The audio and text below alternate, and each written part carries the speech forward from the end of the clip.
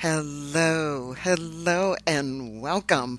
This is Beverly Fells Jones, the Silver Fox of Consciousness, and welcome to the show.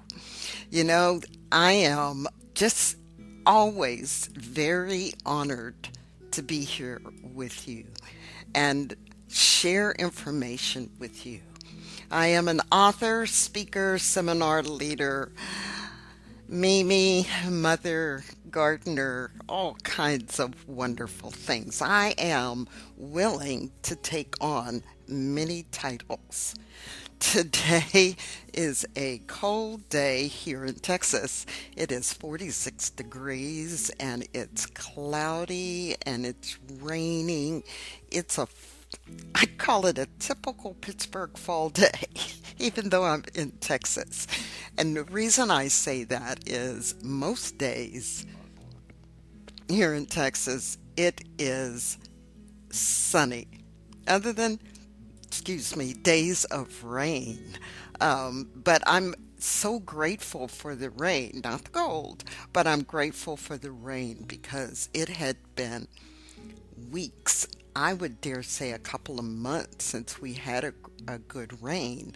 And for those of you who are in Texas or places where it's dry and your home is on a slab, you realize that that foundation has to be watered. And so the water bill has been tremendous, along with my watering my garden.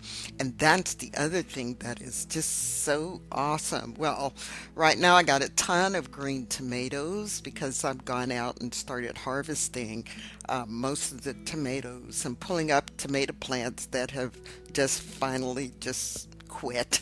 And I still have a few out there hoping that they'll have enough time to turn ripe before we hit our frost. Now, here where I live, first frost is usually around the middle of November, but we're expecting like 38 degrees, and so I'll still cover some of my plants that I want to kind of nurse and continue to move forward. But I think my tomato plants are finally on their last leg, so I'm just going to have to go out this afternoon in my raincoat and my rain boots and some nice gloves to keep my fingers warm to harvest the rest of the tomatoes. Well, let me talk about today's program. But before I do that, I want you to know if you're new to this show, I would love for you to give it a positive review. If you're on a podcast site and if you're on YouTube, please give it a thumbs up. And if you don't like it, give it a thumbs down too. I need to know. Make comments below and tell me what you think about the program and what is it that I can talk about that you really want an answer to regarding the world of thought, the world of positive thinking, the world of manifesting, the law of attraction, Napoleon Hill, and thinking and growing rich, all those kinds of things. Now, I don't give any advice on how to run a business. I need to bring somebody in who is an expert on doing those things. But do you know what? You're an expert at manifesting. And you may go, no, I'm not. No, yes, you are. You just haven't been taught what it's about. So on this show, I talk about how to expand your world of thought, explore that world of positive thinking, Bible-based law of attraction, and consciousness from many points of view. So what I want to share with you is information that enlightens you and empowers you in your life. I'm here to encourage you to continue, even in times like these, to think in the positive because miracles can happen. I truly believe, scripturally, emotionally, mentally, experimentally, through experience, that you have been given the power of the word, your words, and thought to create the life that you desire. I'm telling you. Also, put down below how you found the show. That would be just so great because that'll let me know, you know, what platforms I need to go to let people know that this exists. Okay? I'd appreciate that if you would. Thank you in advance. Now, this morning, um, yeah, I do have what do I want to say, an addiction at times to YouTube. But I saw that this was out there, and I do follow this couple. And there was an announcement, just like they always do, just drop a video out there. But I watched on YouTube an interview on the British GQ channel of Prince Harry, from England, the United Kingdom, and a gentleman by the name of Patrick Hutchinson on the subject of racism. Now, Patrick Hutchinson was a peaceful protester, but a counter protester got in trouble. Something happened. He picked up that, in fact, that protester got hurt. He picked up that protester, even though he was protesting against him. They were on opposite sides of the subject. He picked him up and took him to safety and to get help. And he was lauded for that. It just kind of shows humanity of people. But they were talking about the subject of racism, and they were, kind of talking about it as far as the United Kingdom is concerned. But Prince Harry was more talking about it globally. And that's not the subject of today's program, right? If you saw the title, it says Influence by Thought. Well, I always go down and I read the comments. I just want to see who's there. I want to see who the trolls are. I want to see who the people are who are making, I want to call them comments that are uplifting or insightful, or things that they learned from what they saw or listened to on the podcast or the video. Because it also helps me. I can see that video, like always. You can watch the video no matter what kind of video you watch. I watch cooking shows and gardening shows and political shows and all those kinds of things. But looking at the comments, I tell you, I learn a lot about the way people think, and the way people can take something that I see in one light and have it twisted totally around to something else. And what I've been trying to do is seeing it from that opposite point of view.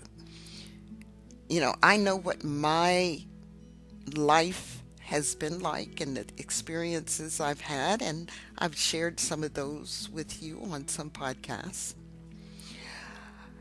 But I want to see how others perceive the subject and the discussion.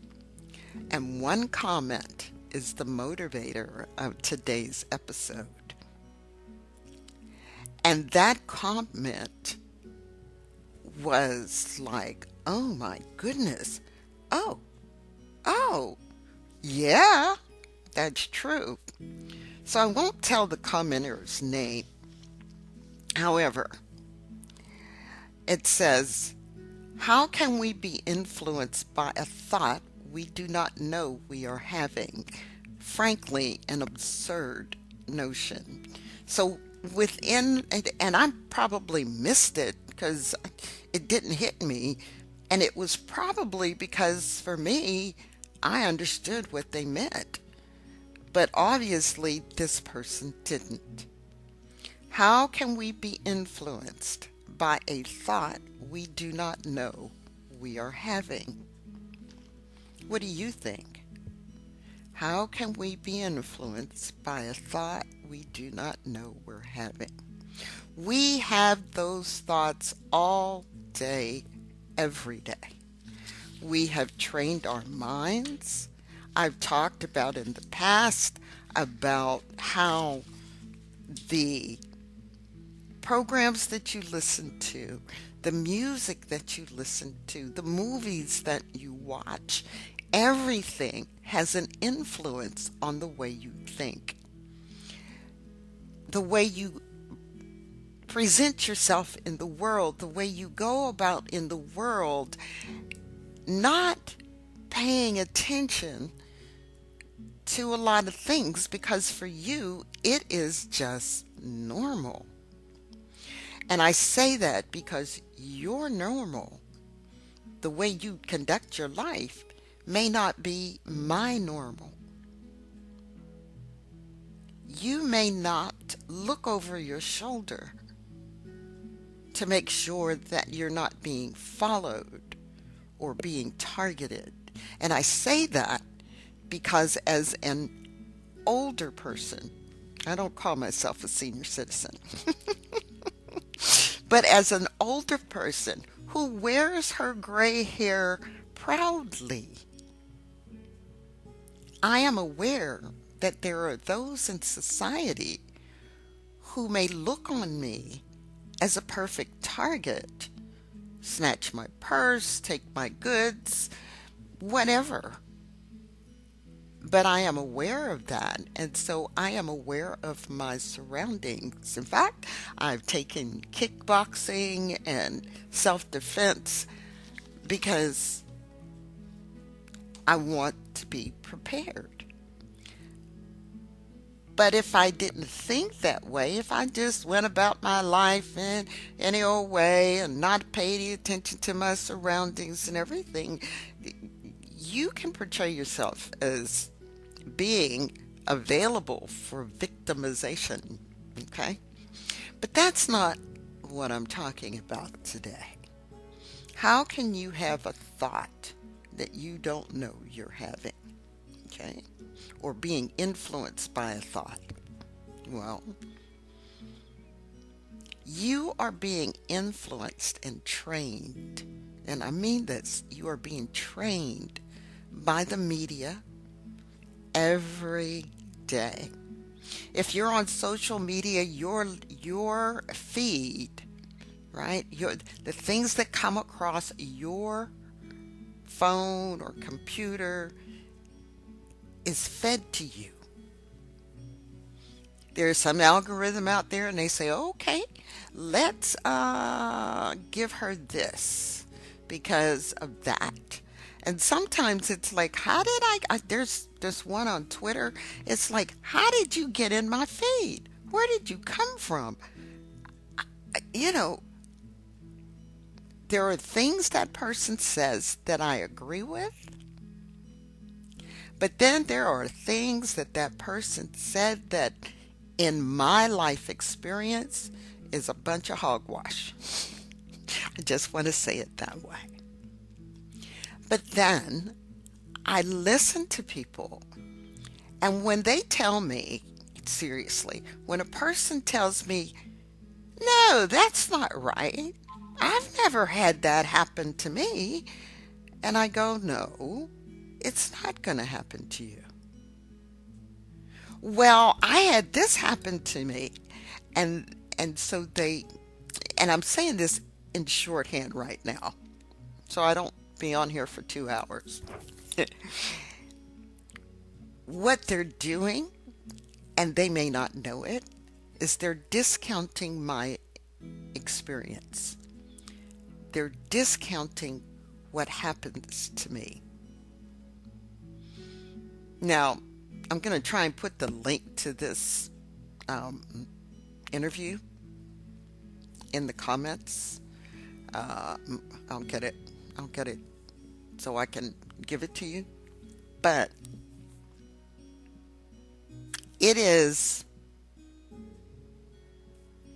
they were talking about unconscious bias. And I know I have unconscious bias. Now, most of the time they talk about unconscious bias as far as racism is concerned, but I have unconscious bias in the people that I associate with. There are certain people I will not spend my time with. They are negative people. They are judgmental people. They are people who it's always I people. It's my way or the highway people. People who are not open to discussion. I have a conscious bias and I will not associate with them. But I am sure if somebody would point something out to me that I assume that I have made an assumption for, and they say, Bev, that's not true. And if I go back, yes, it is. I know so because, and they look at me and say, Bev, that's not true. And I continue to talk. It's my unconscious bias. It's this is the way I see it, and I continue to talk over them, and I do not allow them to speak, I I call the let's go with LGBTQ. LGB, I don't know all the letters, so excuse me. But you understand, gay people.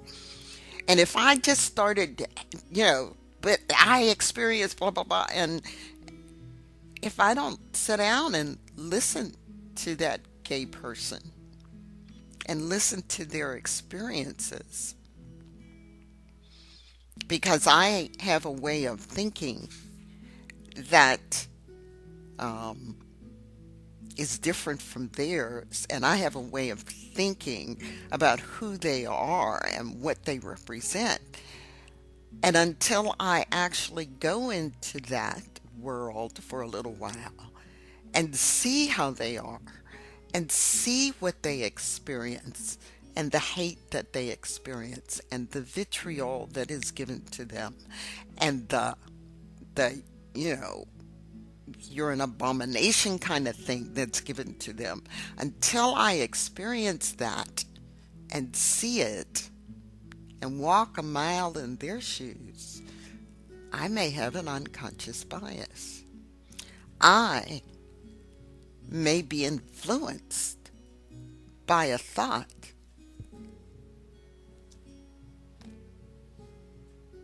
that I didn't know I was having. I may be influenced by a thought that somebody else planted in my mind. You go, Beth, you know, look, as I said, the people you are around, the people who raised you, the organizations you belong to, the group of people you belong to, let's just put it this way. The one percenters think of the 99 percenters in a different light. The 10 percenters think of the people below them financially in a different light. The people who live in the town down the road from me, a different city, look down on the people who live in my city. This is true. I've seen, oh, those people who live there, And then, not only that, I was on Facebook group for our town, and somebody came along and said, oh, those people who live and they talked about a certain neighborhood and how they were poor and how they were, it was classism at its best. Well, I happen to live in that area that this person was talking about. And yeah, I got a little upset. And I turned around and said, and I fired back. Thankfully, I was on my computer because I hate typing on my phone. And I said, who are you to talk about the people who live in that neighborhood? 90% of those people are the original owners of those homes. And then those of us who bought later, we value our property and where we live. And what makes you think that the person or the people who bought their homes in that area are on the low end of the economic spectrum? Our homes aren't cheap, by the way. And if anybody's buying one now, it's like if I was still working, I probably could buy here. But I mean, the price of homes, those of you who are familiar with real estate, you know real estate has increased in the last so many years. And when companies move in, your real estate goes up. But that's another story. But most of the people in this neighborhood are homeowners who bought their homes, and a lot of them have paid their homes off. So they don't have a mortgage to deal with.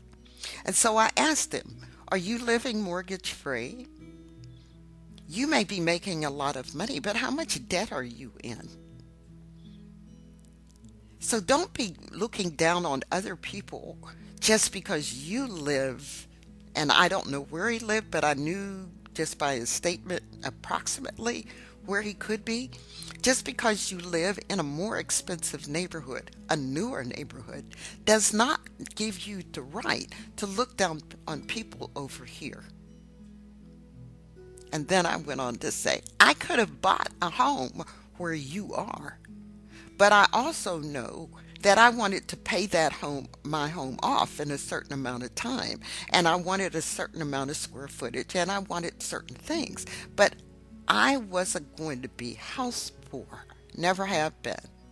In all the homes while I was married and now as a single woman, I was not going to be house poor because I wanted to be able to live my life and go and do things. And that's a whole nother subject about managing money. But what I was getting to is the fact of classism. He was looking down on people who were living in a less expensive neighborhood than he. He was being influenced by a thought that he didn't have, or he didn't know he had. And how did that happen?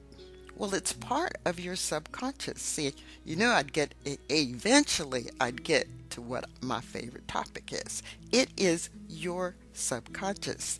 You may convince the subconscious mind about what you believe, but most of the time, the things that go into your subconscious is done unconsciously. Not consciously, but unconsciously.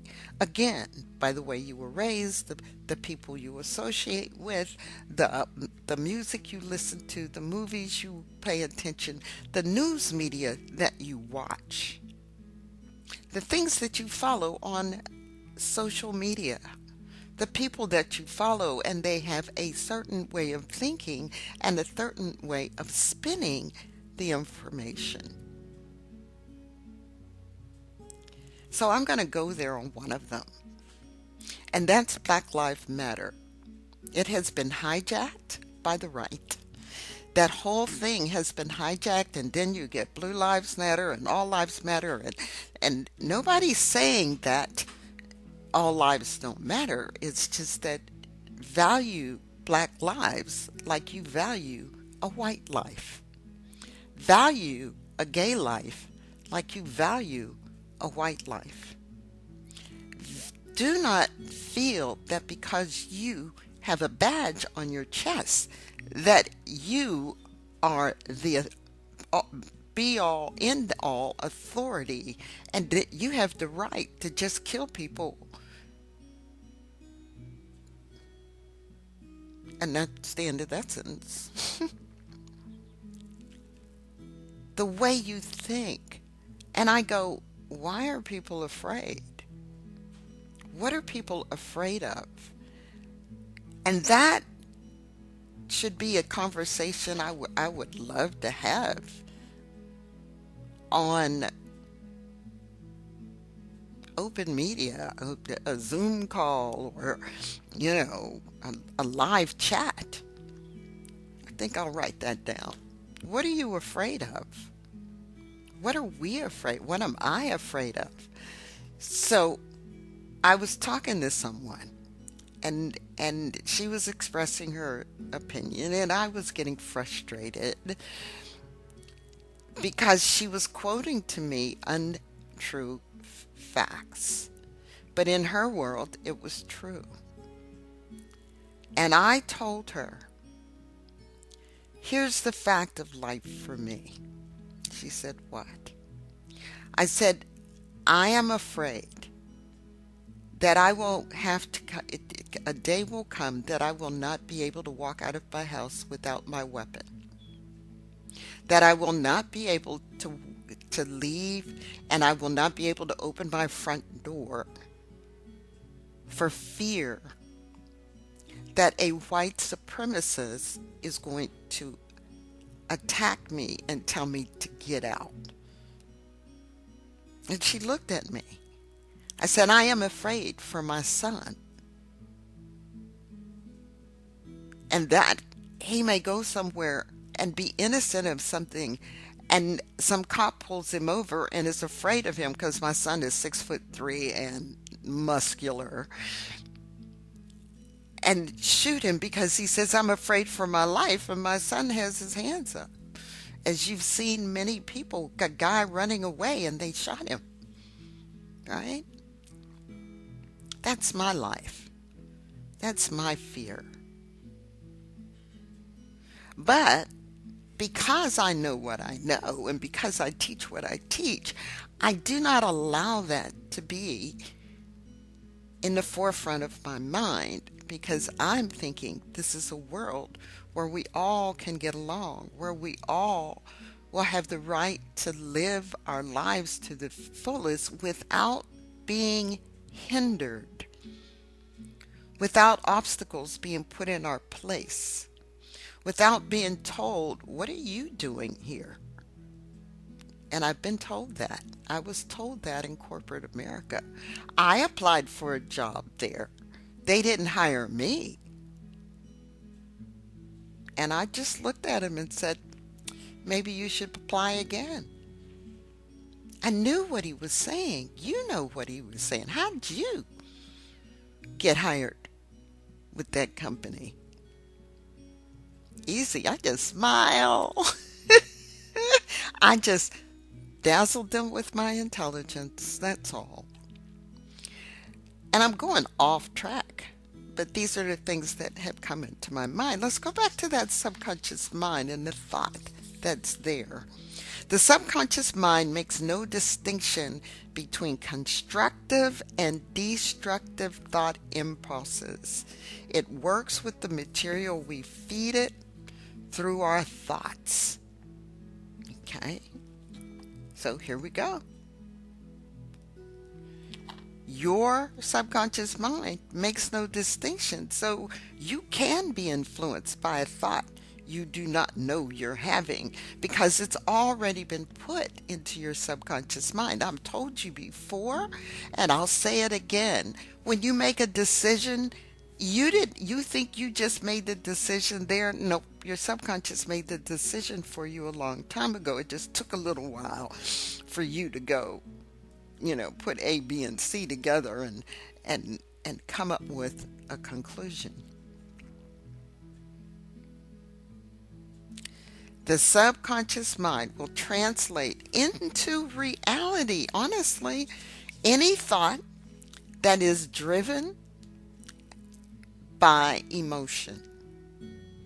Any thought that is driven by love or hate or fear, the same way. Whatever you do, whatever you say is transferred to your subconscious mind.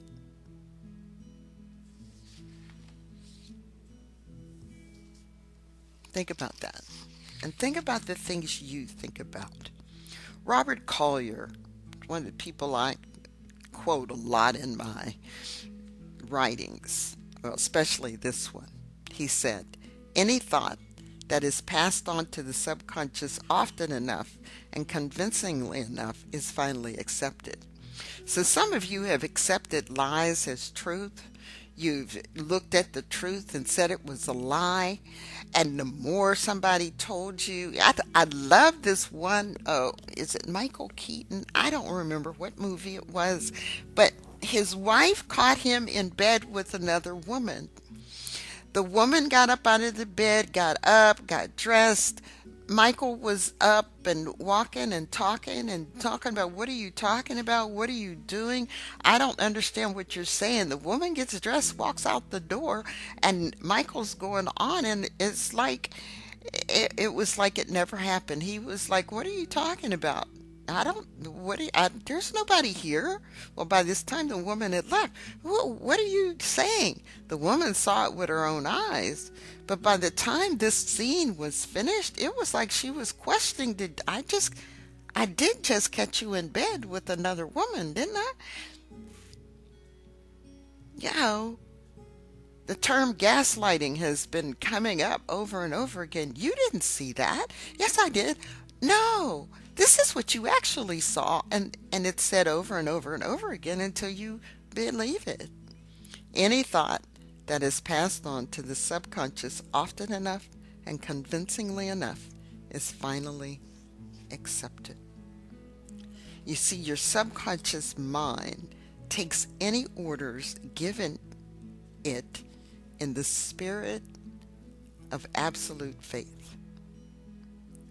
And it acts upon what you tell it. And if those ideas, those thoughts are told to you over and over again through repetition, they're not interpreted by the subconscious mind. They are just accepted. And from my book, Manifesting the Life You Want, Prime Directives for Abundant Living, available on Amazon, I say, by easily and effortlessly making the necessary changes to your thoughts, beliefs, and ultimately the words that come from your mouth, you can bring yourself to where you want to be emotionally and physically. That's bringing you joy and happiness rather than pain and sadness. Please recognize that you are being influenced by a thought that you didn't know you were having, because it has been put into your subconscious mind as truth, as a belief, as a fact. And I know how hard it is to start looking at things that you have believed all your life and find out that it wasn't true. Right? I'm going to give you some beliefs that I came up with. Right? Folks who live in the projects are not only poor, but they're lazy. People who live in the projects just want to live off the government and off of me, you, all of us working people. Until I met some people who lived in the projects. Until I met and made friends with some people who lived in the project. And they lived right down the street from me when I was growing up. Projects were right down the hill. Projects sounds like Canada or England. Anyway, projects right down the street. And I met a lot of people and made friends with them. And what I found out that wasn't true. In most instances, both parents were working, but they were making minimum wage. Or one parent was working and one was disabled. But they were making minimum wage or they couldn't get a full-time job. Some of them worked in the steel mill, but they were working at the lowest wage that's there, and they were working to get out of the projects. But every time they made a little bit of money, the government took something away. So the idea was, what I learned was that once you're in that situation, actually your government makes it hard to get ahead.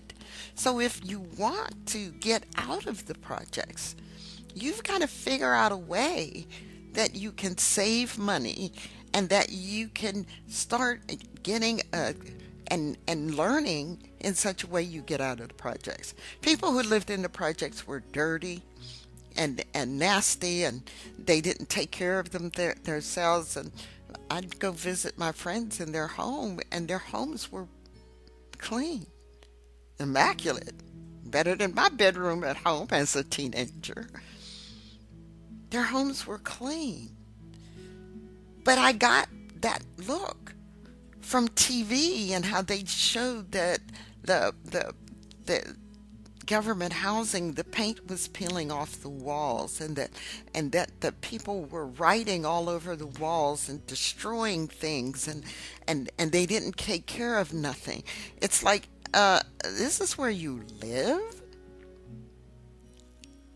And you want to tear up where you live? I always ask that question, and I saw that what I was shown on TV wasn't true. You got the picture of people who lived in Appalachia as being, the men with what they called wife beater shirts, those t-shirts with no sleeves and tops, and drinking beer and stuff. And maybe there's one or two like that, or three, I don't know. And maybe even in the projects there are people that didn't take care of their self and their things. And maybe they did have some drugs. But the majority of the people were hard working. And so I learned a lesson there. I also learned a lesson working in corporate America. And I went back over what my ex and I were making together. And I realized we were in the top 10% at the time. But I didn't feel that way. I didn't look on life that way. I was looking like, well, we don't have enough money. We need to save this, and we need to do this. But I didn't look down on those people who were living in the project, because I learned. I didn't look down on those people who lived in the ghetto, because a lot of them were struggling. I got to visit and see and open my mind to the world, and that's what I'm going to invite you to do. Some people you can't help. Some people will think the way they want to think, and some people will be crooks, and some people will be murderers, and some people will be wife beaters, and some people will be husband beaters, and some people will cuss, and some people, there are always. But here's what I want you to know. Don't say all these people. All people like this are. Right? There's a reason people think the way they do, and they act the way they do because of their experiences in life. So please be aware that you can be influenced by a thought that you do not know you're having, and it is not absurd. It is absolutely true. If you like this, please, again, I'm on a little longer than normal, but if you like this, please give it a thumbs up.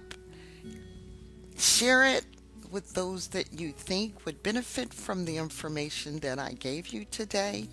And the information on the subconscious mind came from a couple of places. One is in the study guide that I created, but I'm dealing with chapters 3 and 4 of Think and Grow Rich, and your thought process and how your um, subconscious gains information and puts it in, and it becomes your belief.